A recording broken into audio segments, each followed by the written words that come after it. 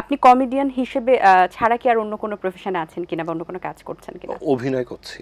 আচ্ছা, এখন রিসেন্টলি কি কি কাজ করা হয়েছে বা কি কি কাজ সামনে আসছে? ওকে, রিসেন্টলি বলতে আমি আমি যেহেতু যেই চ্যানেলে কাজ করতেছি আজকে দেখাচ্ছে, হ্যাঁ, এই চ্যানেলে আমার বেশ অনুষ্ঠান জি, হয়েছে। দর্শকরা দেখেছে তো এটার বাংলা কাজ করার আসলে অভিজ্ঞতা এবং অন্যান্য জায়গায় আপনি কাজ করেছেন, স্পেশালিটি কি আছে এটেন বাংলা যেটার কারণে আপনার এত হয়তো বা পরিবারের মতো যে ব্যাপারটা হয়ে গেছে কেন? আমি এটিএন বাংলা পরিবারের একজন, মানে আমি এটিএন বাংলার প্রতিষ্ঠা বার্ষিকী থেকে শুরু করে সব প্রোগ্রামে আমাকে ইনভাইট করে।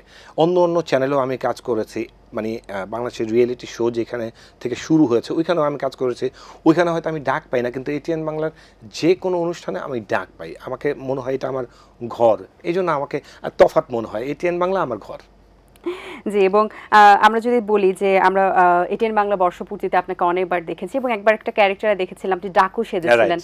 সেই সময়টা দর্শকরা বেশ এনজয় করেছে এবং বেশ পপুলারও হয়েছে। আসলে অনেকেই এটা প্রশংসা করেছেন যে আপনার অ্যাক্টিংটা বেশ ভালো ছিল এবং আপনার কমেডিগুলো খুব ভালো ছিল।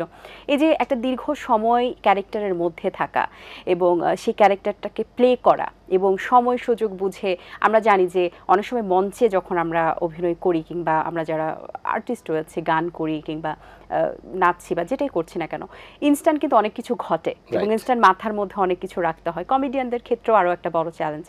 সেই জায়গা থেকে দীর্ঘ একটা সময় 4-5 ঘন্টার প্রোগ্রামে একই ক্যারেক্টারে থাকা, রোল প্লে করা এবং কথাগুলো বা যে বাণীগুলো রয়েছে বা যে কথাগুলো রয়েছে সেগুলো সুন্দরভাবে আসলে ডেলিভার দেওয়া, এই ব্যাপারটা কিভাবে মেনটেন করেছেন?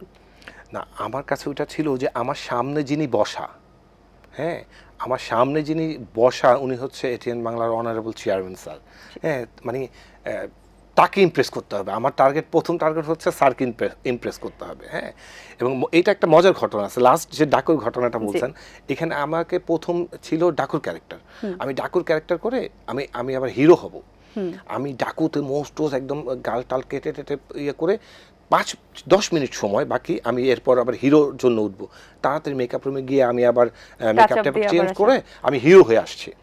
আচ্ছা, হিরো শেষ করে আমি যখন ব্যাক স্টেজে, তখন চেয়ারম্যান স্যার পিছন দিয়ে আসছে, এই ডাকুটা কই, ডাকুটা কই, আমাকে খুঁজতে, আমাকেই বলতেছে ডাকু কই। আমি, স্যার আমি করেছিলাম।